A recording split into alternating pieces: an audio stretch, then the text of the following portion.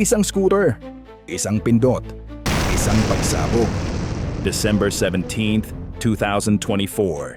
Yumanik ang Moscow nang pasabugin ng isang mataas na general malapit lang sa Kremlin.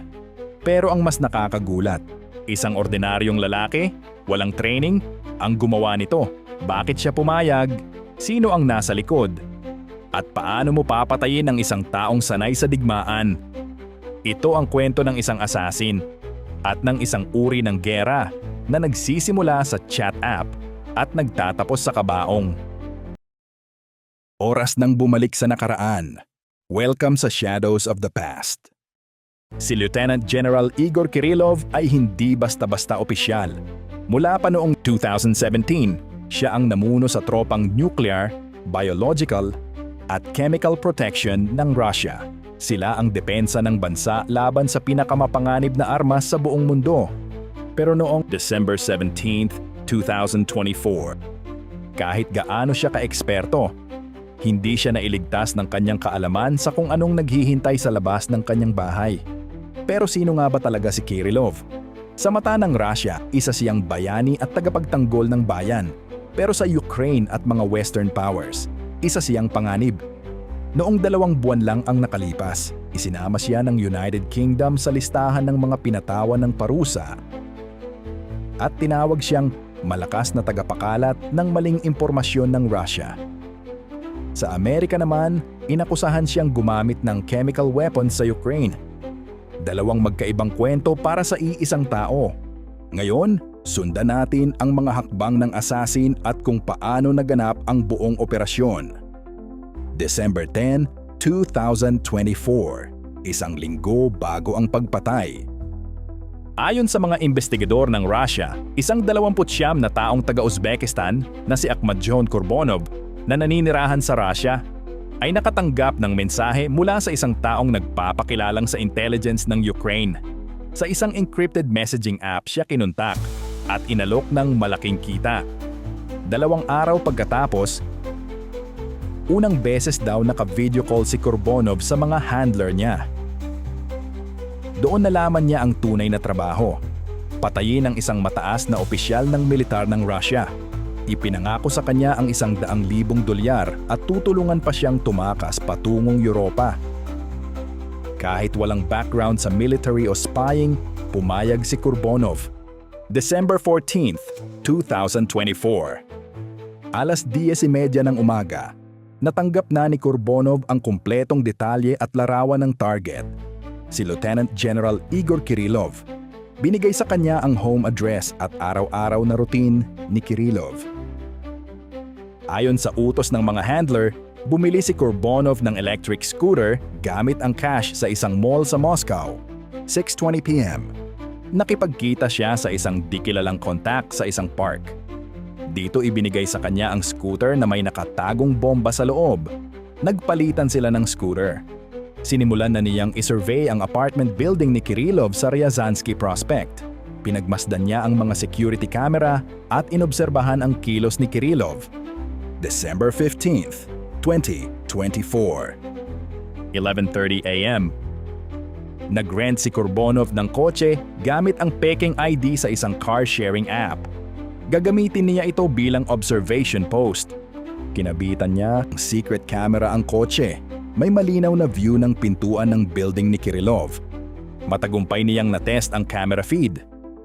Live na itong napapanood ng mga handler niya sa Ukraine gamit ang encrypted na koneksyon.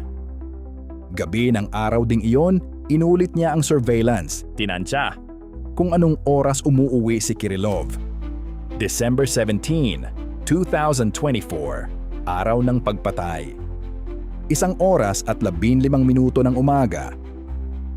Nasa loob pa rin ng kotse si Kurbonov, paminsan-minsan ay natutulog pero tuloy-tuloy ang video feed.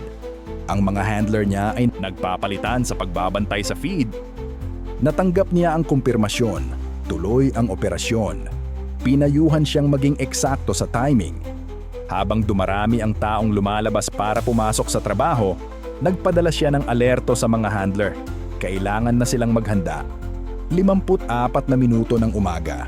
Nahuli sa kamera si Ilya Polikarpov, ang assistant ni Kirillov. na papasok sa building. Kinilala siya ni Kurbonov base sa larawan na binigay ng handler. Nagpadala siya ng mensahe. Dumating na ang ikalawang target. Tumanggap siya ng reply. Maghanda para sa pag-atake, inactivate niya ang final detonation sequence ng remote trigger. 6:05 a.m. Lumabas ng building si Kirillov at si Polikarpov. Nagpadala ng huling confirmation si Kurbonov. 6:11 a.m. Habang papalapit ang dalawa sa scooter na may bomba, natanggap ni Kurbonov ang final command. Execute now. Pinindot niya yung trigger at sumabog. Tumahimik ang buong Moscow sa loob ng ilang segundo. Tapos, biglang gumuho ang paligid. Ang lakas ng pagsabog ay katumbas ng 200 hanggang 300 gramo ng TNT. Tumilapon ang mga bubog. Nasira ang harapan ng gusali. Patay agad si Kirillov at ang kanyang assistant. Pagkatapos ng pagsabog, agad sinimulan ni Kurbonov ang escape plan. Iniwan niya ang kotse at naglakad papunta sa metro station, maingat na iniiwasan ang mga CCTV. Nagpadala siya ng success message gamit ang ibang phone. Sinabihan siyang ituloy ang pagtakas. Nagpalit siya ng damit sa pampublikong CR at itinapon ang lumang damit sa iba't ibang basurahan sa buong syudad. Sumakay siya ng maraming tren.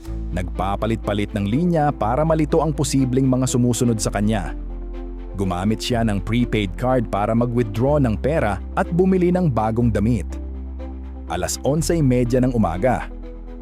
Nag-check-in si Kurbonov sa isang maliit na hotel sa silangang Moscow, gamit ang pekeng pangalan. Magtatago siya doon hanggang bukas at sasakay sa tren. Nang mawala ang usok, 2 bangkay ang naiwan. Si Lieutenant General Igor Kirillov at ang kanyang assistant. Dumating ang mga emergency responders matapos ireklamo ng mga residente ang pagsabog. Nag-evacuate ang mga pulis at siniguro ang lugar. Na-confirm ng mga medics na patay na agad ang 2 target. 6:45 a.m. FSB Counter-Terrorism Unit ang kumontrol sa investigasyon. Natagpuan sa forensic analysis ang mga profesional na gamit sa paggawa ng bomba. Una, sinabi ng media na isang high-ranking official lang ang napatay. Pero 9:00 ng umaga, kinumpirma ng Defense Ministry na si Kirillov nga iyon. Pagsapit ng 10:30 ng umaga, natukoy na si Kurbonov gamit ang records mula sa car-sharing app. Lumabas sa balita. Ang Ukrainian intelligence ang umako ng responsibilidad at tinawag si Kirillov na war criminal at legitimate target. Natunto ng FSB si Kurbonov gamit ang phone intercepts, facial recognition at isang food delivery order. Inaresto siya sa hotel room niya 2:15 ng Disyembre 18. Hindi siya nanlaban. Agad siyang umamin. Sinabi niyang tinanggap niya ang alok ng $100,000 kapalit ng pagpatay at pagtakas palabas ng bansa. Nahanap sa kanyang kwarto ang detonator, mga device at notes tungkol sa schedule ni Kirillov. 11:00 ng hapon ng araw ding iyon, formal siyang kinasuhan ng murder, terrorism at paggawa ng mga pampasabog. Makukulong siya ng walang piyansa sa loob ng 2 buwan habang iniimbestigahan. Pero sino nga ba si Kurbonov? Ayon sa records, pinanganak siya sa Tashkent, Uzbekistan. 7 taon na siyang naninirahan sa Russia, naghahanap ng mas magandang buhay. High school lang ang natapos at iba't ibang trabaho ang pinasok niya. Construction, delivery, warehouse. Wala ni isa sa mga ito ang may kinalaman sa espionage o military skills. May problema siya sa pera, may utang sa renta at sugal. Kaya nang inalok siya ng malaking pera, hindi na siya nagdalawang isip. Ang nakakagulat, isang ordinaryong tao, walang training. Ang nakagawa ng isang sobrang komplikadong assassination laban sa isang general sa isa sa pinakamataas na seguridad na syudad sa mundo. Hindi ito gawa-gawa. Ito ang bagong mukha ng digmaan. Ayon sa forensic experts, ang bomba ay nilagyan ng metal fragments para mas nakamamatay.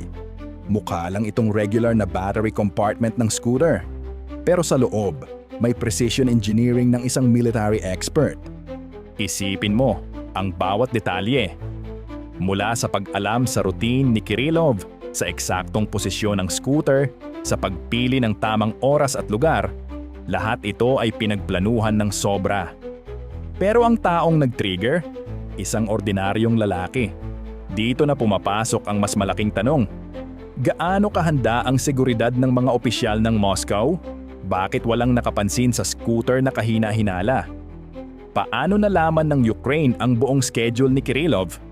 Ang pagkamatay ni General Igor Kirillov ay hindi lang kwento ng isang pagpatay. Isa itong babala. Isang senyales na ang digmaan ngayon, hindi na lang sa battlefield, pwede na sa gitna ng syudad. Pwedeng ordinaryong tao. Pwedeng kaharap mo na ang susunod na assassin. Hindi lang ito kwento ng kamatayan, kundi ng bagong anyo ng digmaan. Huwag kalimutang mag-subscribe sa aking YouTube channel para sa mas maraming amazing na content. Pindutin ang subscribe button at i-on ang notifications. Kung nag-enjoy ka sa napanood mo, i-click mo na yung sa kanan para sa iba pang history adventures. Salamat sa panonood hanggang sa muli.